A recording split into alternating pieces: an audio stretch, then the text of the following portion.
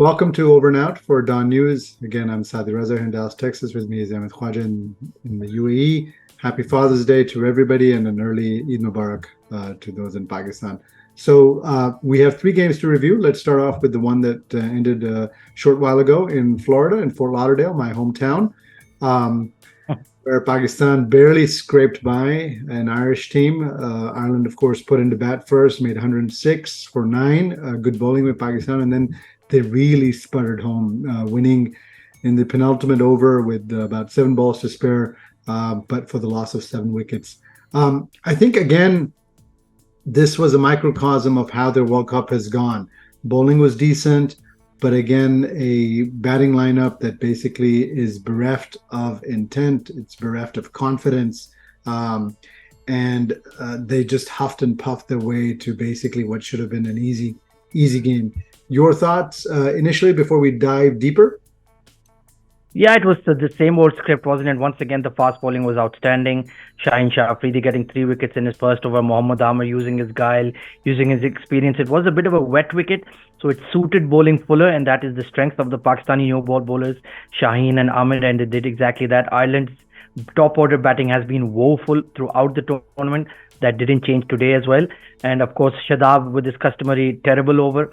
So Imad Wasim was held back a bit, but he bowled beautifully as well, and he recovered the innings. At one stage we thought maybe Ireland could push on to 120, 135, but Imad bowled really well and got those key breakthroughs when there was a bit of a partnership for the 7th wicket and the final wicket, and the Irish could only manage 106. And like you mentioned, once again we fall behind the 8 ball when we play slow in the power play. Saim Ayub looked scratchy once again. A disappointing innings. Mohammad Rizwan showing barely any intent at all. Got 1-6, I believe, over deep fine leg. Other than that, couldn't really find the boundary. Didn't really rotate the strike. He fell early. And then we were 57 for 5 at one stage as Fakhr Zaman and Shadab, they're basically non-players for Pakistan anymore. I think Fakhr's T20 career is pretty much finished. Shadab is going to be dropped after this World Cup for a long while, or at least we won't see him in coloured clothing for a long while, so we'll forget his absolute horror show of a World Cup strangled down the leg side product. We were 57 for 5 at one stage until Abbas Afridi on his World Cup debut showed a lot of maturity. He played some timely shots, relieved the pressure of Babar, and in the end Pakistan just about limped home and got the 2 points. You mentioned career enders, and I think some deep introspection needs to be done because clearly Fakhr's career as a T20 player is probably done. Shadab should be done. Again, he came in for the 1 over, got hit for a 6 on the first ball, gave up 11 in that first over, and then he wasn't trusted again to bowl another over. This on the back of the last 2 games where he didn't bowl, and then if he's scratchy with the bat, you wonder, does he have any role in this team again? Same thing you can ask for Rizwan, and even with Babar, I thought this was I know in the post game people said steal innings, this that, but I was very disappointed. If not for the 2 sixes by Shaheen, the 1-6 by Abbas Afridi, this could have been even trickier and a much more perilous chase. In the last 3 odd overs, I think Babar only faced 4 to 5 balls. That is not good enough in somebody who, with his degree of experience, with his role as a captain, someone who's in his 3rd, 4th World Cup. This is Abbas Afridi's 1st World Cup. Hats off to him. Hats off to Shaheen. Again, it's galling that Shaheen ended up with more 6s in this T20 World Cup than Babar, who bats the bulk of your power play. I think there needs to be some deep introspection in going forward as to who plays what roles, what formats, for how long. I think it's a psychological thing, to be very honest. It's rather than counterattack like most teams do. England certainly do that. Even Virat Kohli and India have forced themselves to counterattack when they're losing wickets. Rishabh Pant and Akshar Patel's innings versus Pakistan is a very good example of that. Instead of counterattacking, Babar and Rizwan, with that fear of failure, they tend to turtle up and they tend to drop anchor because they have absolutely no faith at all in the likes of Fakhr and Usman, in Shadab and Iftikhar. And honestly, they have a case to do so because all of these 4 were absolutely shocking in the World Cup. Maybe Usman was slightly better. Of course, he hasn't played at that level in the past. But the other 3 were absolutely woeful, and they have absolutely zero faith and zero trust in them. Even Imad Wasim was very poor today. He had just picked up a boundary down the ground. Then he tried to slash one outside off, and you cut it straight to points. So I can understand why they play the way they play, but it just seems to be something between the ears. How do you unlock that? How do you change that approach? I don't know if they trust themselves or they have the backing from the management to play that way. And they've certainly been doing that time and again. That is why we lost the India game, because Rizwan just completely went into a shell. Babar, okay, he was okay. Abbas Afridi played well alongside him.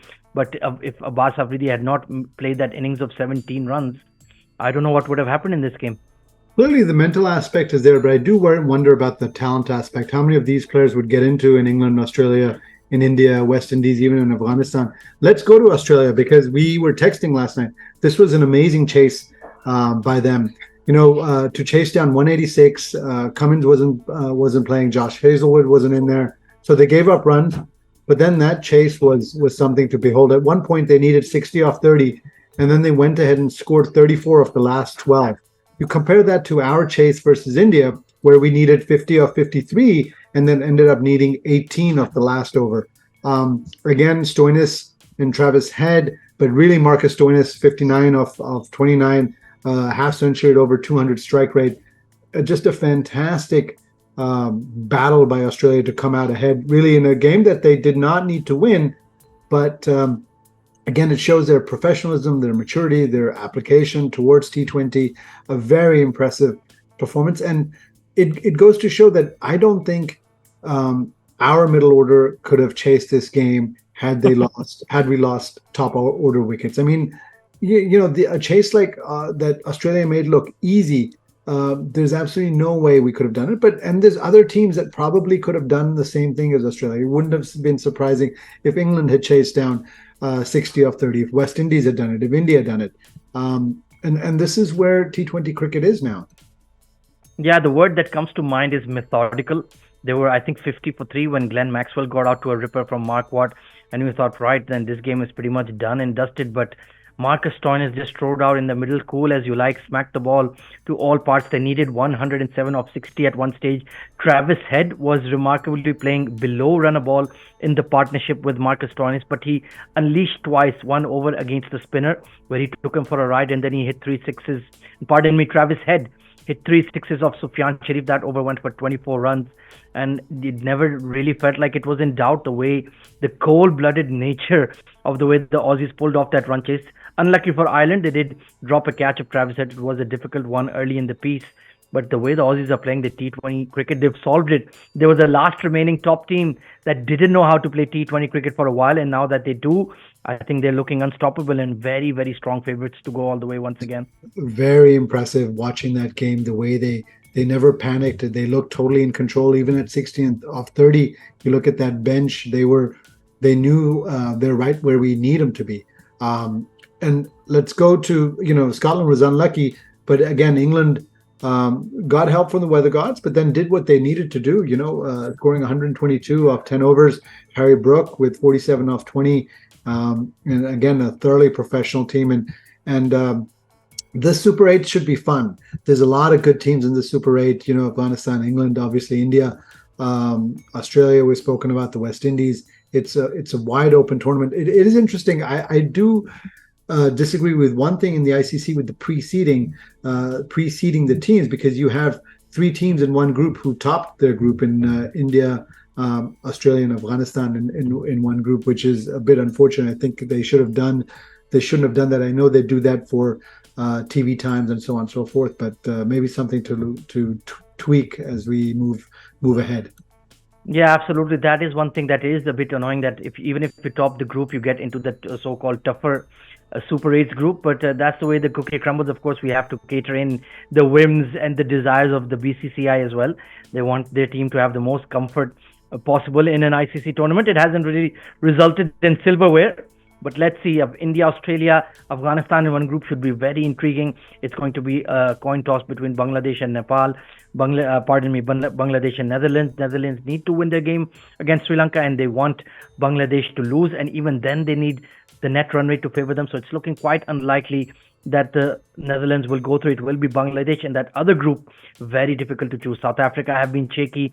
West Indies have looked decent in their home conditions, and England, of course, are resurgent and they're finding their form. They're finding their batting form, importantly, at the right stage of the tournament. Harry Brook played a fabulous knock, like you mentioned. Joss Butler and Phil Salt, we know how dangerous they are. Johnny Bairstow played really well against Namibia as well. So it's coming together quite nicely, and like you mentioned, it's going to be very unpredictable in what's going to happen in the Super 8s. Thank you, AZ. We'll do it again soon, and we will have one more post-mortem on the Pakistan team when we give them grades out of 10. Probably tomorrow, the next couple of days. We'll look out for that for our viewers. Thank you very much.